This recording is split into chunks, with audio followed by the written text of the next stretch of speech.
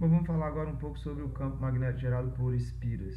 Em sequência, a gente falar sobre bobinas. Uma espira é simplesmente um pedaço de fio que foi enrolado numa forma fechada. Pode ser um círculo, pode ser um triângulo, pode ser um quadrado, pode ser um retângulo. Mas aqui nós vamos falar de uma espira circular.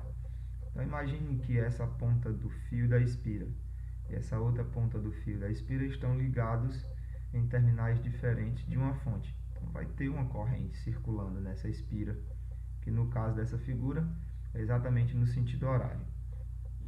A gente ainda não sabe como determinar a direção, o sentido, a intensidade do campo magnético produzido por uma espira. Mas a gente sabe como determinar a intensidade, a direção e o sentido do campo magnético produzido por um fio retilíneo. Então, uma prática interessante seria a gente imaginar essa espira como se fossem pequenos pedacinhos de fio retilíneo, ok? Pequenos pedacinhos que a gente consideraria aproximadamente retilíneos. E aí, numericamente, o que a gente faria? A gente calcularia qual é o campo que esse pedaço de fio com esta corrente produz nesse ponto. Qual é o campo que esse pedaço produz nesse ponto? E esse pedaço, e esse pedaço. E aí a gente cobriria então toda a espira e a gente conseguiria saber qual é o campo produzido neste ponto. Ou em qualquer outro ponto de interesse aqui, já que o campo ao redor de um fio retilíneo é completamente conhecido. Para a gente poder fazer, quando a gente fizesse isso, numericamente, a gente poderia conseguir, apesar do trabalho monumental que a gente teria que fazer. E para a gente poder obter o campo de uma forma exata e não aproximada, a gente teria que dividir essa espira em pedaços cada vez menores, infinitesimais. Na hora de somar, então, a gente teria que fazer uso de uma ferramenta matemática chamada de cálculo diferencial integral, que a gente não tem disponível no nosso cabedal de recursos. Então, a gente novamente, quando for falar da intensidade do campo, a gente vai fazer algumas restrições, mas quando a gente for falar da direção e do sentido do campo, a gente pode usar esse recurso como um meio de compreender como se comporta o campo. Perceba, aqui eu tenho uma mão abarcando exatamente um desses pedacinhos de fio que eu estou considerando. Perceba que ao orientar o polegar no sentido da corrente, os dedos circulam o fio nesse sentido, né? Como se saíssem desse lado da página e entrassem nesse lado da página. Então, em todo ponto aqui, o campo é entrando. Mesma coisa do lado de cá, se você pegar um pedaço de fio aqui, suponha que a mão está abarcando aqui um pedaço de fio, o dedão orientado no sentido da corrente, de novo, em todos os pontos, o campo é entrando desse lado da espira e saindo do lado de trás. Perceba então que o formato do campo magnético da espira ele é bem complexo, né? Uma função matemática que venha descrever o campo magnético em qualquer lugar aqui ao redor deve ser uma função matemática bem elaborada e bem complexa. No entanto, se a gente perceber, as combinações de todos os pedacinhos que estão desse lado da espira com todos os pedacinhos que estão desse lado da espira, quando a gente combina o campo produzido por todos esses pedaços aqui no centro, dá um campo que é reto, ele não é uma linha de campo curvada como nos demais pontos ao redor da espira. Então, o campo nesse ponto aqui, todos os elementos de corrente que a gente pegou aqui em cada pedacinho de espira, todos eles contribuem com um campo que aponta nesse sentido, todos eles, né? Numa direção que é exatamente perpendicular ao plano da espira.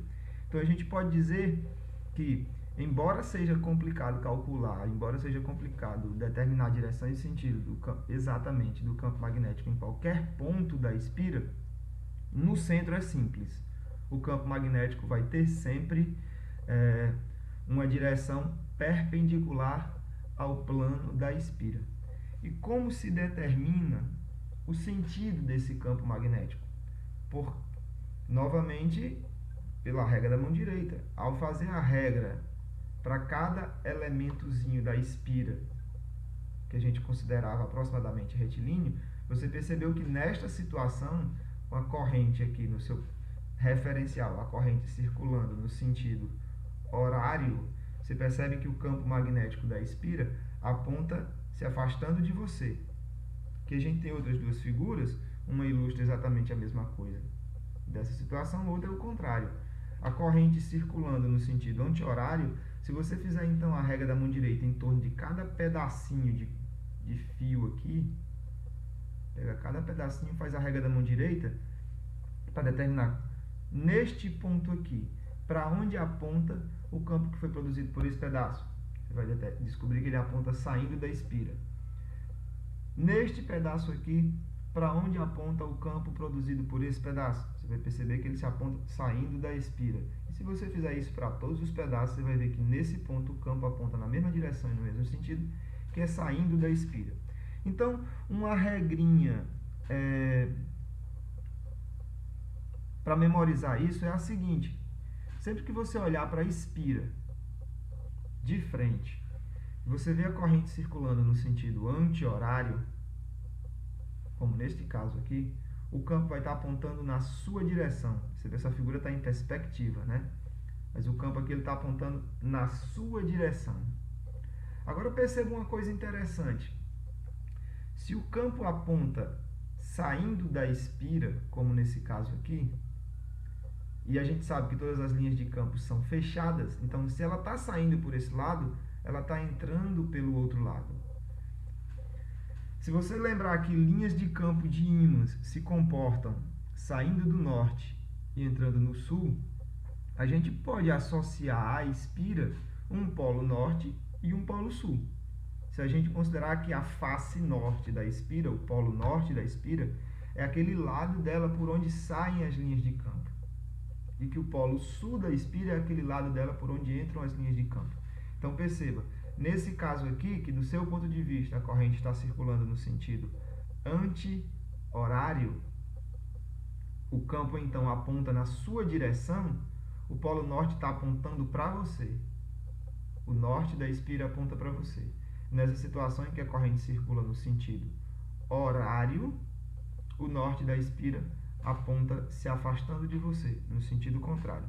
Então, a espira com uma corrente, ela se comporta exatamente igual como se comportaria um ímã dentro de um campo magnético. Se você jogar uma espira dessa dentro de um campo magnético, ela vai se orientar de modo que o seu norte siga as linhas de campo magnético.